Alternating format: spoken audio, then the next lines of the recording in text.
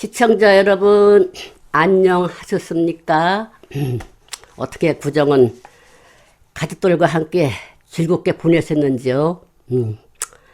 물론 즐겁게 보내셨으리라 생각합니다. 반면 또 홀로 이렇게 차례생을 지내신 분도 계시겠죠? 어쩌겠어요. 누굴 원망할 수도 없는 거고 흐름이 그럼 어쩔 수 없는 거죠. 떡국 한 그릇에 그저 위로를 할 수밖에요. 마음을 달래봐야죠. 그 수밖에 없잖아요. 네. 오늘도 역시 시 두 편에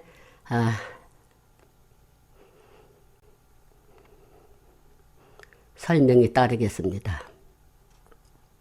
그러면 바로 낭송으로 들어가겠습니다. 제목 아가. 추월적인 힘으로 너를 이 세상에 탄생시킬 때 넌 아가라는 이름으로 응애하는 첫 울음소리와 함께 이 세상에 입학식을 고했지. 유수와 같은 세월 속에 아가는 밤하늘에 둥근 보름달처럼 변하여 세상 이치에 끝닿는 한 여자로 성장했지.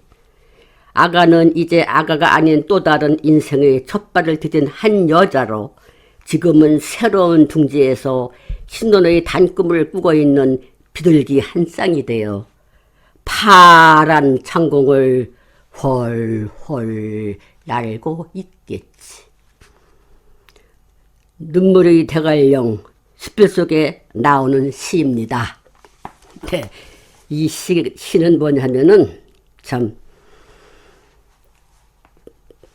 슬픔도 간직하고 즐거움도 간직하고 어떤 환희에서 우러나오는 시입니다.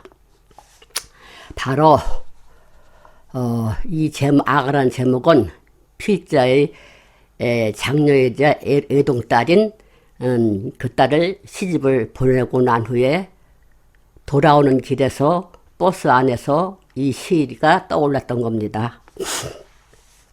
하나밖에 없는 딸이, 세상 모르고 자란 딸이 시집을 간 거예요. 이제 엄마의 둥지에서 다른 둥지로 날아간 거죠. 근데 그게 참 기쁘면서도 왠지 울적해요. 이제 내 품 안에 없다는 걸 생각하니 그동안 갇히던 세월이 참 뭔가 허무하게 무너지는 것도 같고 즐거워야 할 마음에 왠지 가느다란 슬픔이 이렇게 밀려오고 참 이상하죠. 한없이 즐거운 것만 아니더라고요. 아마 딸 가진 부모들은 다 필자처럼 그럴 겁니다. 네? 마냥 시집 보낸다고 해서 좋은 건 아니에요. 기쁜 건 아니더라고요. 왜냐하면 이제는 자주 볼 수 없는 그 사이가 돼버렸으니까 뭔가 가운데 가로질러 놓은 강처럼 그 강을 건너다니는 게 쉽진 않거든요. 네? 그 만나기가 그렇게 쉽지가 않다 그 말이죠. 내 딸이지만 그런 마음에서 이렇게 서운한 마음이 그게 좀 오래 가더라고요. 지금은 좀 많이 이제 좋아졌어요. 네. 그래서 제 수필집에 이 아가라는 시를 제가 수필로 써보았습니다. 한국 월간 문학집에 이 수필이 들어가 있어요. 그래서 얼마나 마음이 아렸으면은 이런 시까지 다 내가 읊어야 되는지 참 때로는 즐거운 밤, 괴로운 밤 그런 밤도 지냈습니다. 이제는 그 딸이 딸들을 낳고 그 딸들이 성장을 한 걸 보니 이제 지금은 기쁩니다. 이제 옛날처럼 그 마음들이 이제 싹 가시고 이제는 즐거운 마음만 남아 있어요. 부디 딸들의 가정에 그저 행운이 그저 깃들기를 그저 신께 그저 기도하는 엄마의 마음으로 이 시를 읊고 있습니다. 자, 그러면은 여기서 저 아가를 끝맺으면서 다음 편으로 넘겨보겠습니다. 제목 할미꽃 모종.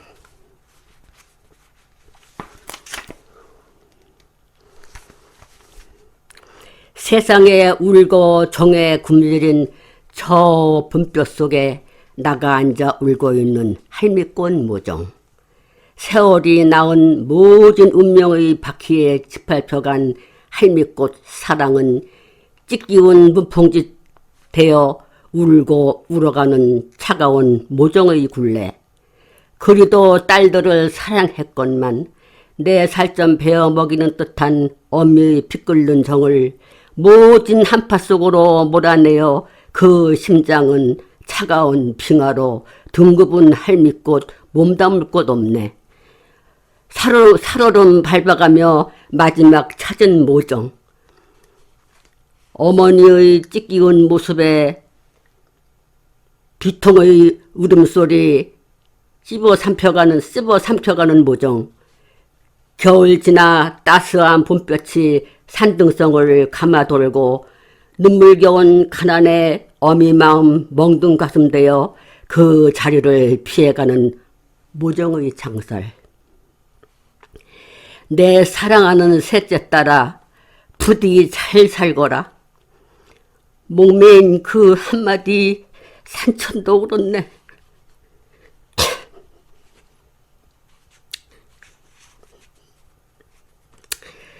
꼬부라진 산자락을 돌아서 햇살 따스하게 쬐는 양지 바른 잔디 위에 쓰러져 웅크려진 할미꽃 모종. 여기저기 터진 집신짝이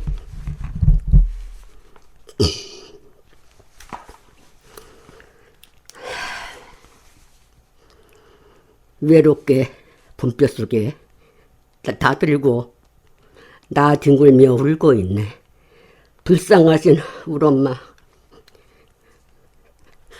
쏟아지는 눈물이 한마는 모종되어 산천 초목도 붉은 눈물 흘렸네.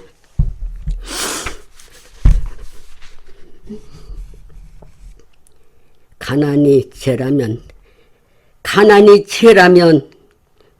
죄인인 이내 몸 어찌 이 한 세상 비켜갈까?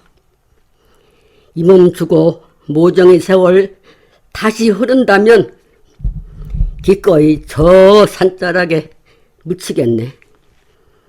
그 어머니의 눈 밑으로 번진 눈물 자국 아직도 촉촉하게 젖어 있네. 싸늘하게 식은 시신 끌어안으며 모정의 뉘어진 자리에 슬픔을 흐르고 저 하늘가에 맴돌아가는 모정의 세월. 동급은 할미꽃 오늘도 그 딸을 향한 마음은 곱게 단장되어 가고. 네, 이 시는 참 가슴 아픈 시입니다. 잠시만요. 땀이 죄송합니다. 이 시를 읽다 보니까 돌아가신 저의 친정어머니 생각이 나서 이렇게 슬픔이 복받쳐 오르더군요. 양해해 주십시오. 이 할미꽃 모종 역시 참 슬픈 이야기입니다.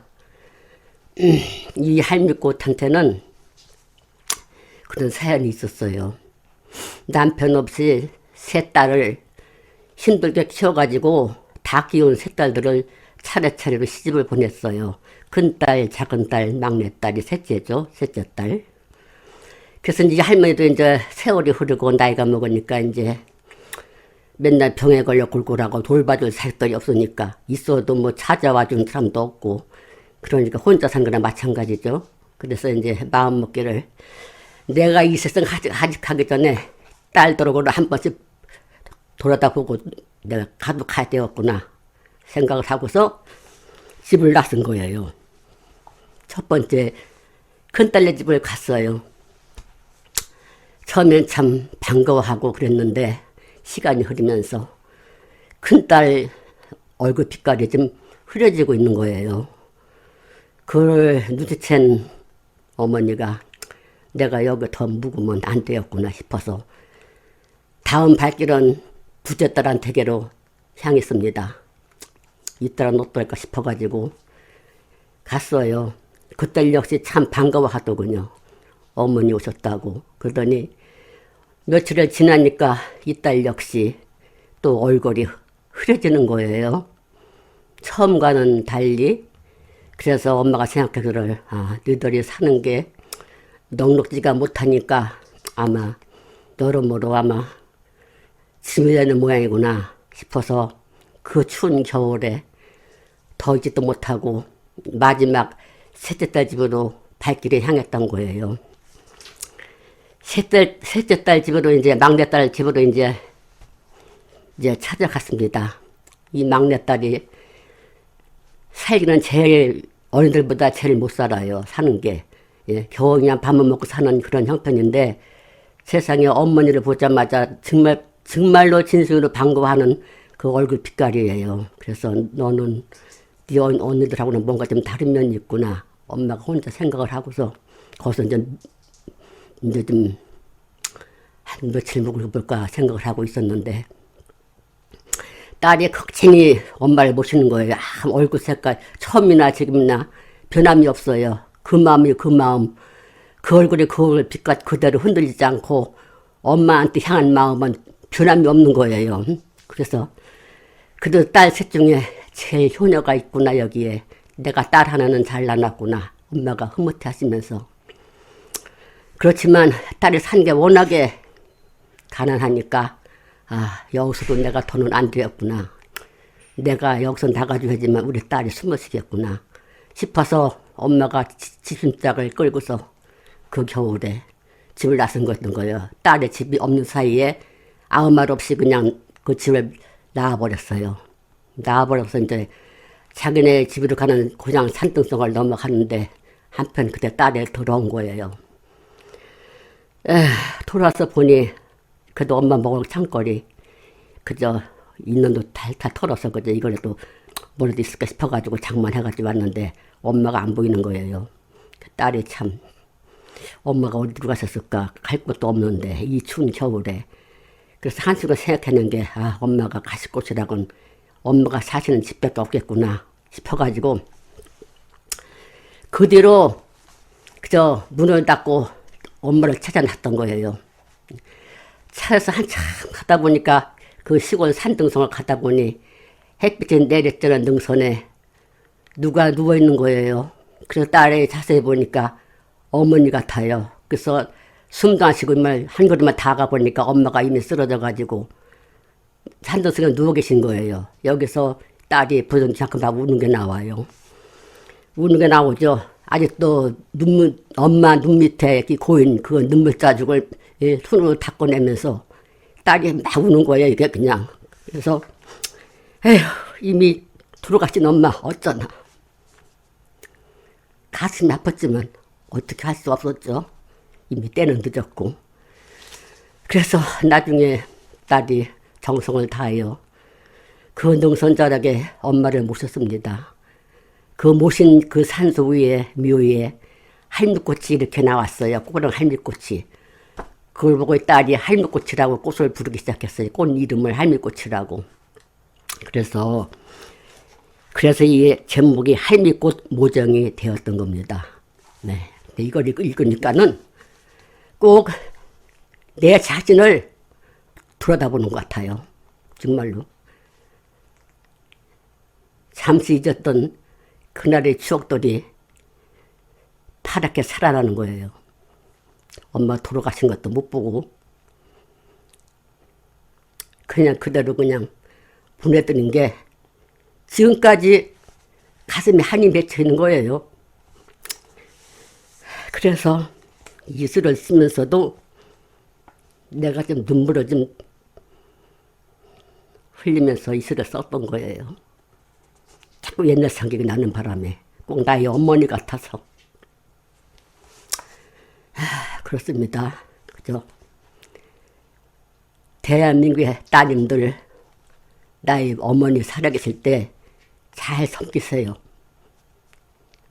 돌아가신 다음에 후회하면 아무 소용 없어요. 나같이 이렇게 가슴 아파 뭐합니까? 이미 시신은 보여지지 않는데. 그래서 살았을 때 살아라는 그 노래도 생겨난 것 같습니다. 자, 오늘은 여기서 슬픈 얘기만 전해드려서 죄송합니다. 양해 바라겠습니다. 이것으로 오늘은 시두편을 끝날게 합니다. 자, 그러면은 다음 이 시간에 또 만나 뵙기로 하고 오늘은 여기서 이만 안녕을 구하겠습니다. 안녕.